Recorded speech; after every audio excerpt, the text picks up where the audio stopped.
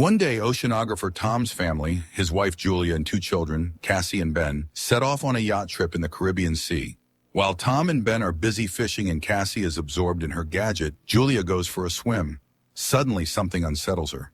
Julia looks around, but the sea remains as calm as ever. However, she feels a distinct sense of dread, as though something large and dangerous is circling around.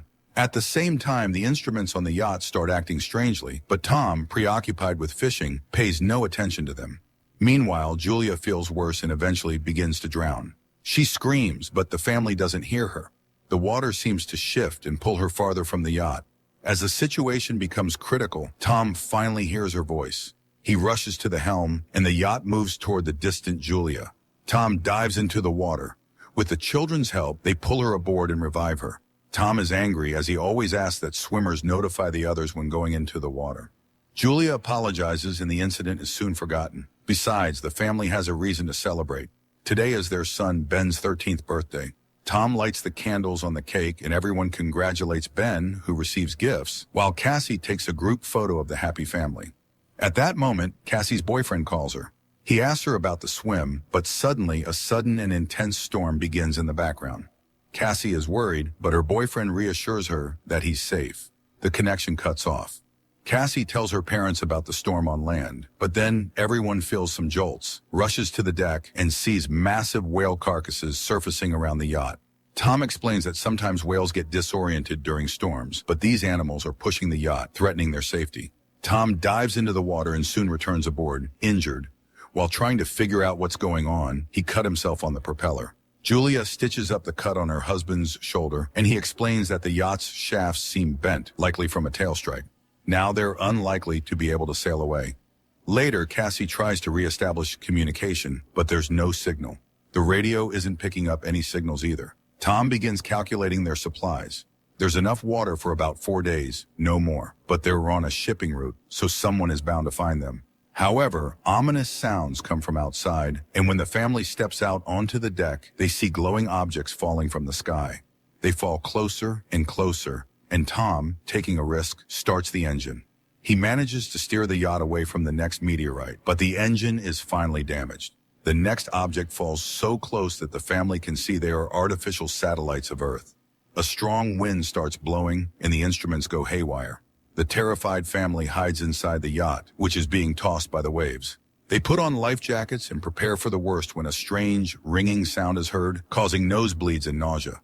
Tom tries to signal for help with a flare gun, but it's all in vain. The family barely survives the night.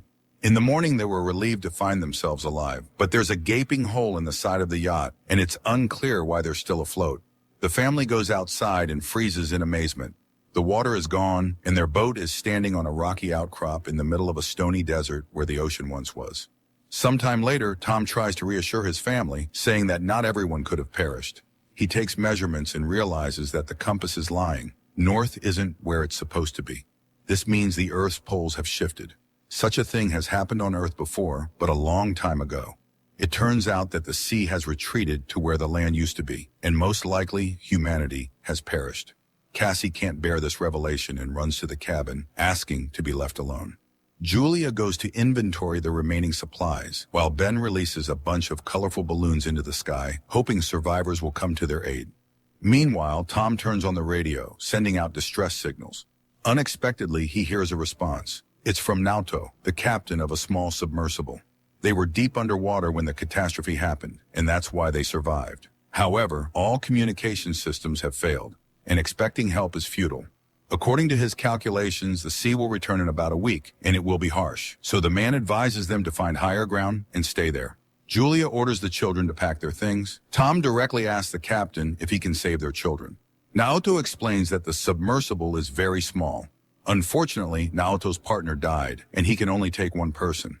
After some persuasion, Tom convinces Naoto to take both children, and he provides his coordinates. Tom charts a course on the nautical map and promises to reach the location in a couple of days. The next morning, the family is almost ready to embark on their journey. Tom steps onto the deck and suddenly sees a man with a dog approaching. He walks toward him and greets him, but notices that the man is injured. He offers the traveler some water. The man drinks it and then suddenly punches Tom in the face, which Julia sees. She rushes to her husband as the traveler plunges a makeshift spear into Tom's chest. The dog keeps Julie at bay, though she freezes in horror herself. Realizing there's no saving her husband, she runs to the yacht. The man pursues her, injuring her arm. Nevertheless, Julia climbs onto the deck, and the children, hearing her screams, run to her aid. Together, they barricade the doors to the cabin. After that, Julia hides Cassie and Ben in a locker, giving her daughter the flare gun and instructing her to shoot only as a last resort. Meanwhile, the killer tries to break down the doors and eventually succeeds. Julia hides in the bathroom, patching up her wound. Entering, the intruder heads straight to the galley and grabs some food. It's clear that he's very hungry. Holding a can of food, the man begins searching the yacht while Julia arms herself with a kitchen knife. He enters the cabin, but the woman jumps overboard, hiding beneath the yacht.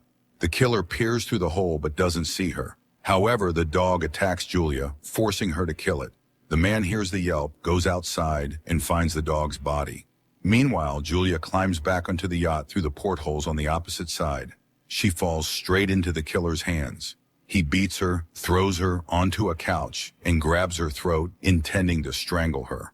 Cassie witnesses all this and realizes it's the last resort. She opens the locker and fires at the man. The shot throws him to the side, but the flare sets the yacht on fire.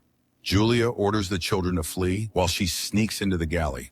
The killer, only injured, tries to attack again. Julia kicks him away, grabs the packed bags, and jumps overboard, where Ben finds his father's body. Cassie runs to the corpse and sobs over it. Julia kisses her deceased husband, but seeing the killer leap from the burning yacht, she takes the children and leaves. The boat explodes behind them. The family runs across the stony desert and soon takes shelter in a rocky canyon where a stream flows. However, the water is salty and undrinkable. Cassie shares a small amount of water with her brother, but he refuses to drink. The boy feels guilty, believing the killer came because he saw the balloons. Cassie also voices this thought, but Julia orders her to stop and defends her son, explaining that he didn't mean any harm. She tells the children to gather themselves, as a long journey awaits. And then she spots the killer again, still relentlessly following their trail. The family hurries onward. That evening, Ben finds the carcass of a hammerhead shark and tries to butcher it. But Julia sees the pursuer and orders the children to run. They soon come across a field of once flooded toxic waste barrels, but Julia urges the children forward despite the threat of contamination, knowing the killer is still on their heels. The family walks along the former ocean floor, weaving through piles of plastic and other trash dumped by humans. Soon, Julia notices that Ben is severely dehydrated and gives him the last drops of water. Cassie has a breakdown, convinced that they have no chance of survival, but Julia commands them to keep moving. Eventually, they find the fuselage of a plane that crashed into the sea long ago and crawl inside to rest.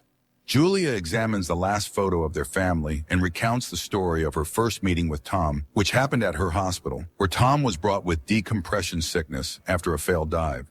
The children weep, remembering their father and saying their final goodbyes to him. At night, Cassie is awakened by a noise and steps outside to sit near the plane. Out of the darkness, the killer approaches her, unaware that the girl is acting as bait. As he prepares to grab her, Julia ambushes him, stabbing the man with a knife. At dawn, the family prepares to continue their journey, only to discover the killer's body has been scavenged. A sign that something even more dangerous than humans lurks in the desert. They move on. Julia consults the map when Ben suddenly rushes ahead. His mother yells for him to stop, but the boy sprints toward a salty puddle and manages to drink a few gulps. Julia drags him away, but the boy becomes sick. Soon they come across some plastic chairs and build a makeshift shelter from the sun, resting inside it. Suddenly, Julia hears strange sounds. She steps outside and sees something that forces her to wake the children. Realizing the new danger, they begin running. Soon they spot a large ship in the distance, surrounded by crashed containers and a few wandering people. Julia calls out to them, but they, seeing thousands of giant crabs, dash into a container and lock the doors, ignoring her pleas for help. The three climb onto a container, though the crabs manage to wound Julia in the leg. Nevertheless, Julia, Cassie, and Ben sit on top, watching the crabs penetrate through a crack in the doors, killing everyone inside despite the people's attempts to fend them off. Julia ties a scarf around her leg and passes out. The next morning, she wakes up alone, terrified, and calls for the children. But it turns out the crabs have moved on, and the children had gone down to search for food and weapons. Julia cauterizes her wound while Ben examines the found weapons. Searching through the containers, they find a small amount of food and water. In the pocket of one of the deceased, Julia finds a radio and contacts Naoto. He responds, explaining that he was also attacked by deep-sea arthropods. Based on his observations, the sea will return soon, which is why the creatures have emerged. Julia begs him to save her children, but she's unsure where to go because she's lost the map. Naoto fires a flare. Ben sees the direction, and the family rushes toward it. Soon they see a yellow submarine in the distance, but reaching it is difficult due to the terrain of the former seabed. Cassie dislikes her mother's talk about saving the children, but Julia refuses to answer and pushes the family onward.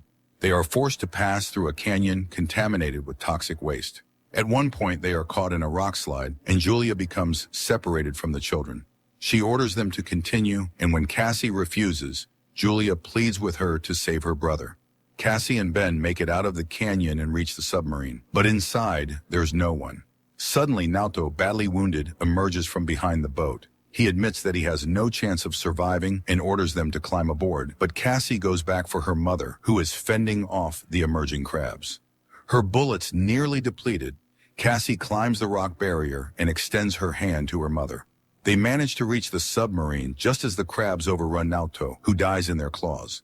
The family climbs aboard, and just then an ocean wave crests over the horizon. The water lifts the submarine and drags it across the rocks, and as Julia watches everything that happened over the past few days flash before her eyes, she passes out.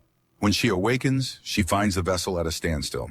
Julia opens the hatch, and the family emerges to find themselves in a ruined city, carried there by the wave. Despite a great concept, the film failed to make an impact, largely due to the many mistakes made by its creators.